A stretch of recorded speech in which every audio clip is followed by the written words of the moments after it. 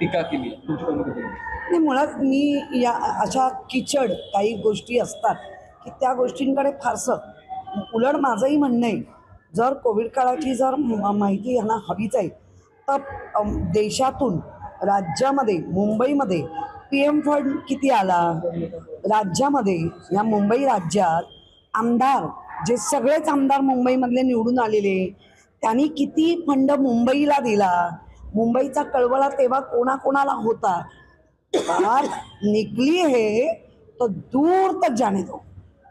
ज्या यामिनी जाधव बोलतायत त्यांचेच पती म्हणजे यशवंत जाधव हे तुमच्या सत्तेमध्ये तुमच्या सोबत होते आणि ते स्टँडिंग कमिटी चेअरमन होते.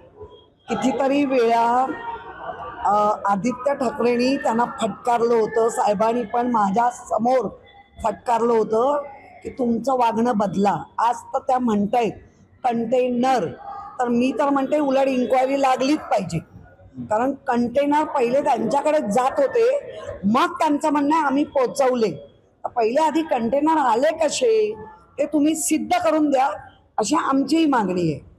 मुंबईत त्याच्या काही ठेवी आहेत मोडीत काढल्या जातात, त्यांचं म्हणणं आहे की ठेवी जर मोडीत काढल्या तर का बिघडलं, कुटुंबाच्या जर भल्यासाठी या सगळ्या ठेवी मोडल्या जात आहेत मुंबईकरांच्या भल्यासाठी, तर बिघडलं कुठं असं त्यांचं? नाही, बिघडलं कुठे म्हणजे जर आपण मुंबईच्या ठेवी ह्याच्याही आधी आपणच कारभार केला, तुमचे पती कारभार करत होते, त्यांनी कुठेही कधी तेव्हा पण ठेवीला हात न लावता आपण कारभार केलेत, मोठमोठे प्रोजेक्ट आणलेत, सोर्स काहीच दिसत नाहीयेत आणि ठेवी मोडल्या जात आहेत. बरं, ठेवी कशासाठी मोडल्या गेल्या याचीच तर माहिती हवी आहे.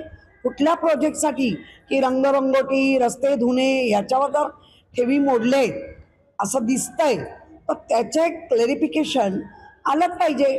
आणि आत्ता ज्या पद्धतीने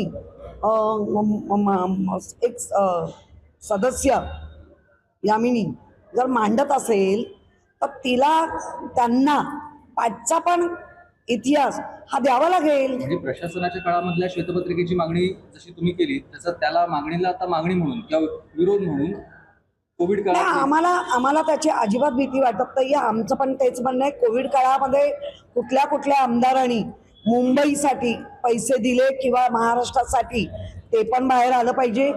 त्या मुंबई आणि महाराष्ट्रासाठी केंद्रातून आलेले व्हेंटिलेटरचं काय स्टेटस होतं तेही कळलं पाहिजे. त्यानंतर पूर्ण PM फंड हा महाराष्ट्रासाठी आणि मुंबईसाठी कसा वापरला तेही येऊ दे, आणि महानगरपालिकेने कसा कारभार केला तेही येऊ दे. बात निकली है, दूर तक जाने दो. भारतीय जनता पार्टीच्या मोर्चात एका महिलांचा संताप पाहायला मिळाला. गिरीश महाजनला देखील नाही, मुळामध्ये ज्या पद्धतीने सत्ता सगळीकडे असताना पण असा जर मोर्चा काढला जातो चक्का जाम, ही जबाबदारी सत्ताधाऱ्यांचीच असते की संपूर्ण देशात, राज्यात किंवा मुंबईमध्ये लॉ अँड ऑर्डर किंवा जी काही मुंबईकरांना त्रास होऊ नये ह्याची काळजी सत्ताधारी मोर्चे हे विरोधी काढत असतात. पण आज सत्ताधाऱ्यांवर काय वेळ आली तर 2023चं बिल जे महिला विधायक ते बिल काय होतं आणि 2026चं बिल काय आहे ह्याच्यामध्ये कुठलीही तफावत स्वतः UPच्या मुख्यमंत्र्यांनी स्पष्ट सांगितलं की या बिलाबद्दल कधीच चर्चा झाली नाही, जी चर्चा केंद्रात व्हायला हवी होती. मग हे आमचं मागणं काय वेगळं आहे? जर आपल्याकडे उत्तर आणि दक्षिण असा देशाचे जर 2 भाग होणार असतील आणि ज्यांनी 1972 पासूनचं केंद्राला फॉलो केलं आणि लोकसंख्या मर्यादित ठेवली, आणि ज्या राज्यांमध्ये लोकसंख्या मर्यादित नाही पण ज्या राज्यांनी लोकसंख्या मर्यादित ठेवून विकास यांना जास्त महत्त्व दिलं आणि आपल्या राज्याचा प्रचंड चांगला विकास केला, आणि त्या धर्तीवर जर तुमचा डिलिमिटेशन होणार नसेल आणि लोकसंख्येने होणार असेल तर तुम्ही कायमची तरतूद 2 बाजूनी करताय. एक तर पूर्ण देश 2 तुकडे अजून करायचे, जे बांगलादेशाचे झाले, जे पाकिस्तानचे झाले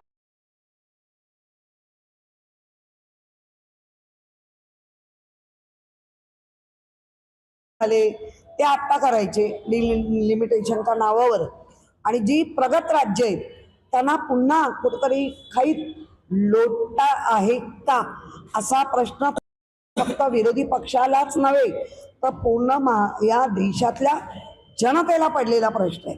महिला आरक्षणाला महिलांनी विरोध केला असं सत्ताधारी बोलत मोर्चा काढला आणि या मोर्चाला आता एका महिलेने संताप व्यक्त केला. मंत्र्यांवर त्या महिलेने संताप व्यक्त केला. मंत्र्यांनी जरी संयमाने घेतला असेल तरी पोलिसांवर त्या महिलेचा मला त्या दिसणाऱ्या म्हणजे संपूर्ण प्रक्रियेमध्ये पोलीस इतके उन्मत्त कधीपासून व्हायला लागले. तुम्हाला मोर्चा कंट्रोल करायला उभं केलं होतं.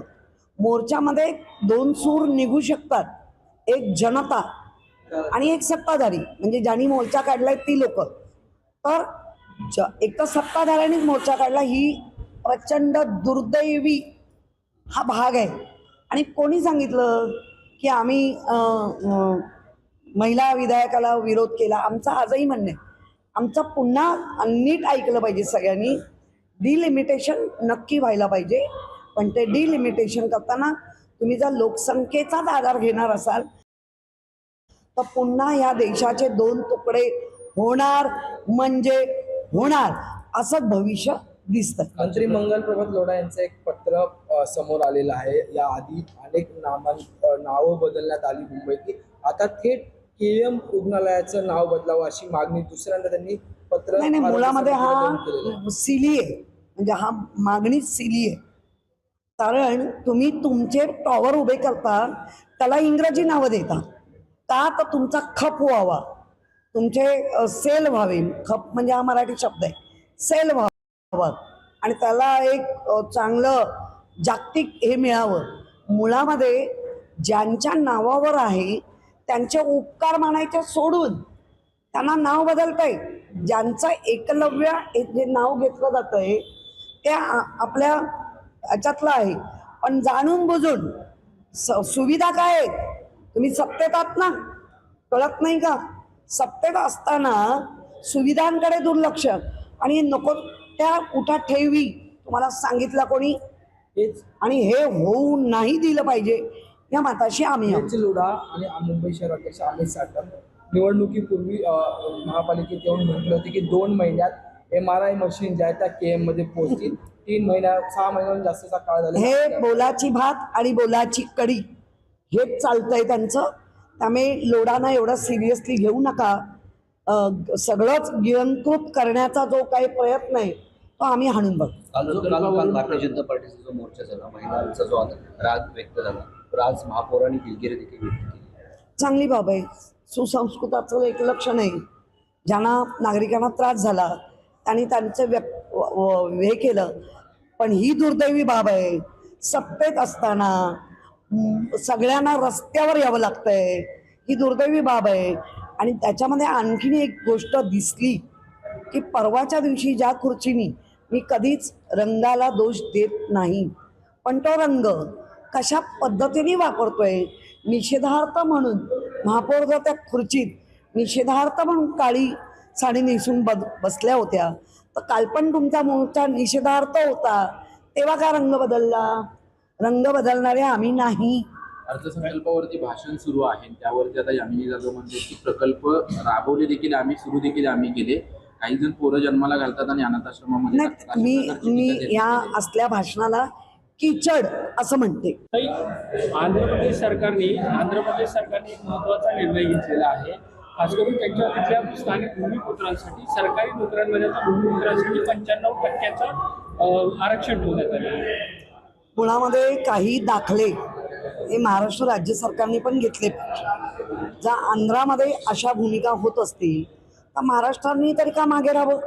आणि मुळात नुसतं बोलून भरपूर बोलतायत, भरपूर सांगतायत, हे इलेक्शनला बोलायचं असतं, हे करायचं असतं, पण ते केलंच पाहिजे, हे काही जरुरी नाही, असं आम्ही माननीय सन्माननीय मुख्यमंत्र्यांच्या पण तोंडी वाक्य ऐकलंय.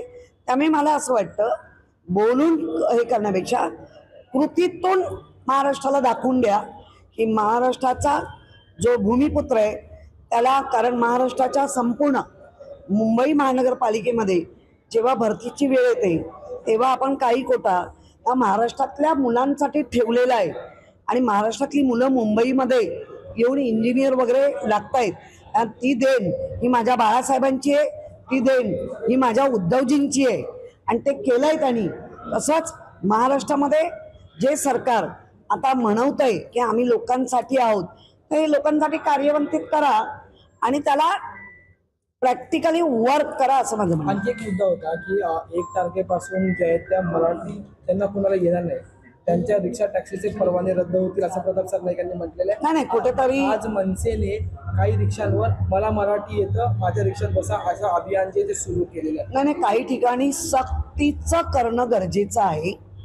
काही लोक जे आपल्याला तुमच्याच माध्यमातून उर्मट नाही मी मराठी बोलणार, त्या लोकांसाठी हे बरोबर आहे आणि ते झालंच पाहिजे. याचा तर आम्ही 1972 पासून हा अजेंडा राबवलाय आणि आम्ही करतोय, त्यामुळे त्याला काही प्रॉब्लेम नाही आणि तो झालाच पाहिजे.